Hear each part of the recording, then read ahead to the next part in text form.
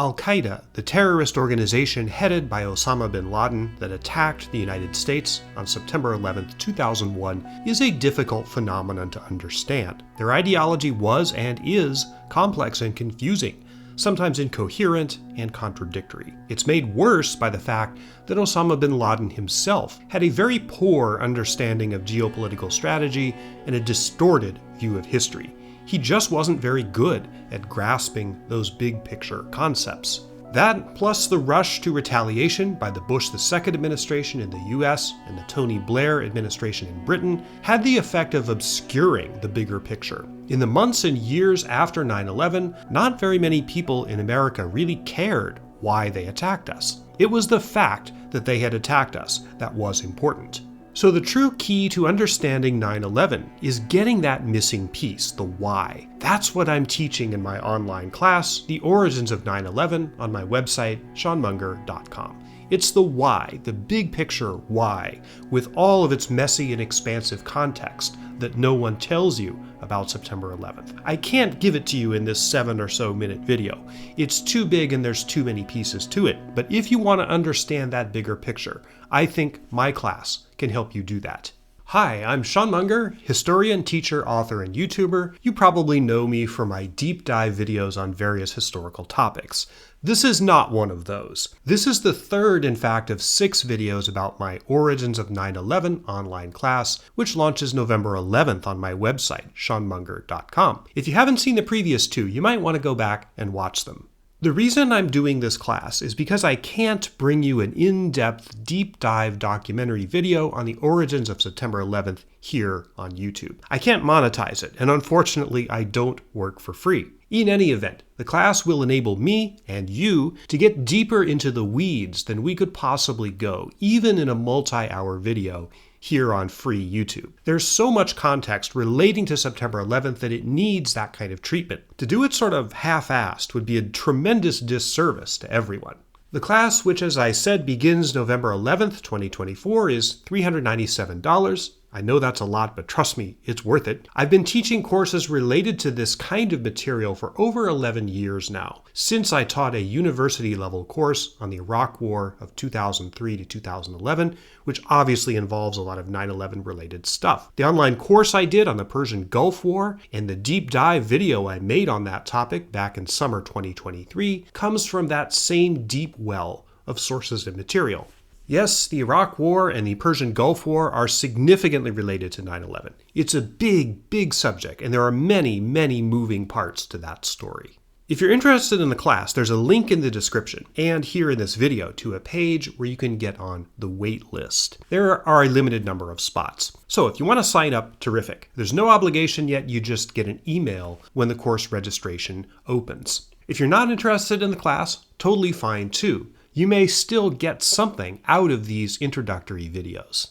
In each of them, I'm giving a little known or lesser understood fact about the 9/11 story. I'll get to the one for this video in just a moment, but I want to go back to the question of why. Even if you're familiar with the history of Al-Qaeda and its mercurial founder, Osama bin Laden, it's easy to gloss over or misunderstand their ideology and their motives. Yes, they were horrific terrorists who killed thousands of innocent people and ruined countless lives. But they did have a strategy in mind and a reason, however twisted and dark, for doing what they did. It wasn't just indiscriminate killing for its own sake, though obviously, as captured documents from Al-Qaeda prove, they engineered their monstrous attacks to be as bloody as possible. Bin Laden's ideology was a political and religious movement known as Islamism. That's a relatively recent movement developed in the 20th century, especially from the writings and thought of Egyptian revolutionary Sayyid Qutb. I get into a lot of this deep background in the class, and it is complicated. It requires an understanding not just of basic Islamic theology, but the recent, especially 20th century, history of the Muslim world, particularly since the fall of the Ottoman Empire at the end of World War I.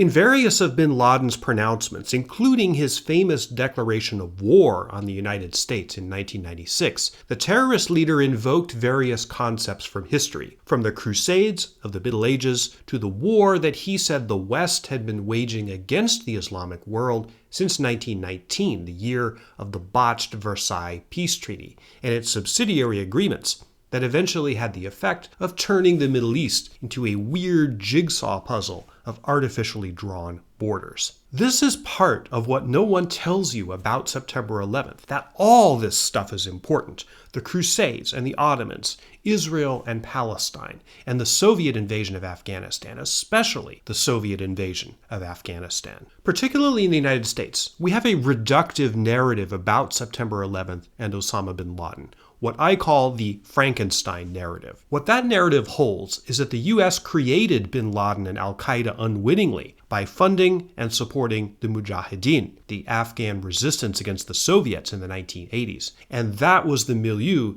that bin Laden came from. Once that war was over, he turned on his benefactors and tried to destroy them. An even more simplistic version of this narrative, a conspiracy theory actually, maintains that Osama bin Laden was literally a CIA agent directly funded by American dollars. That is false. He was never a CIA agent and wouldn't have cooperated with them in any event. In fact, a number of years ago, I made a video on that specific topic.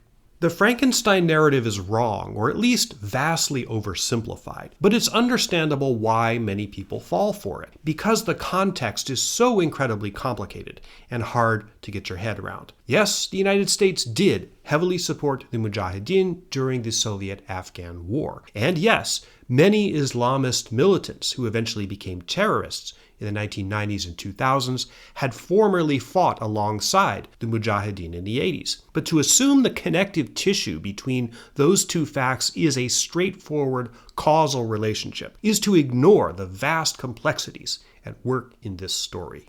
My class exists to make those complexities understandable and to get you past the simple and wrong narratives of how and why 9/11 occurred. I don't even think I could do that if I did a 2.5 or 3 hour deep dive video about September 11th on this channel. It requires getting even deeper into the weeds than we could do here. Again, I'm giving you all the reasons why the class exists.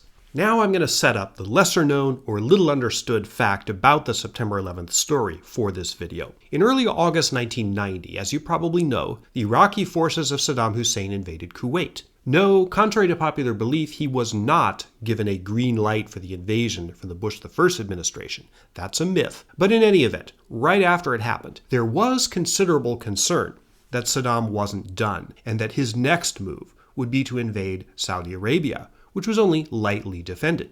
After a famous briefing by American General Norman Schwarzkopf, chairman of the Joint Chiefs of Staff Colin Powell, and various other officials, the king of Saudi Arabia at that time, Fouda, agreed to immediate stationing of huge numbers of American troops in Saudi Arabia to deter a potential Iraqi attack. This decision was highly controversial in Saudi Arabia, but Fouda and the other royals felt they had no choice. The survival of their regime depended on it.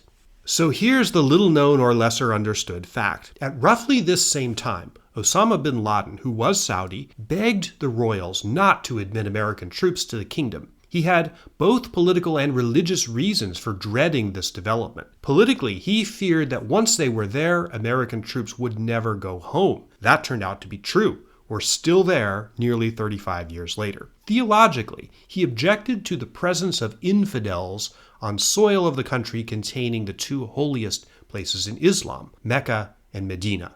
Bin Laden briefed Prince Sultan, the Saudi Minister of Defense, on his own plan to defend the Saudi kingdom against Saddam. He planned to build trenches and sand traps along the border and recruit an army which would consist of the core of former jihadi fighters bin Laden controlled, early Al-Qaeda, and unemployed young men from around Saudi Arabia. He promised the prince he could field an army of 100,000 men, which would have outnumbered Saudi Arabia's own army of 58,000. When the prince asked bin Laden what he'd do if Saddam attacked his non-existent army with weapons of mass destruction, bin Laden replied, "We will fight him with faith." Obviously, the Saudi royals didn't take him up on it. And in fact, bin Laden's bizarre proposal was one of the major reasons why they began to view bin Laden as a major problem rather than an asset.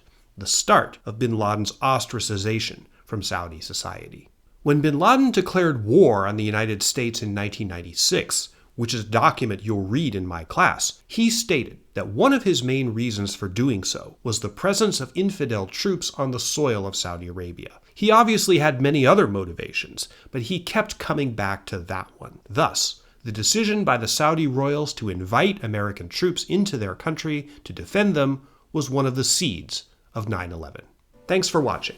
I'll have another video, the fourth in this series on the origins of 9/11 project, coming up in a few days. Thanks for joining me on another journey into the past.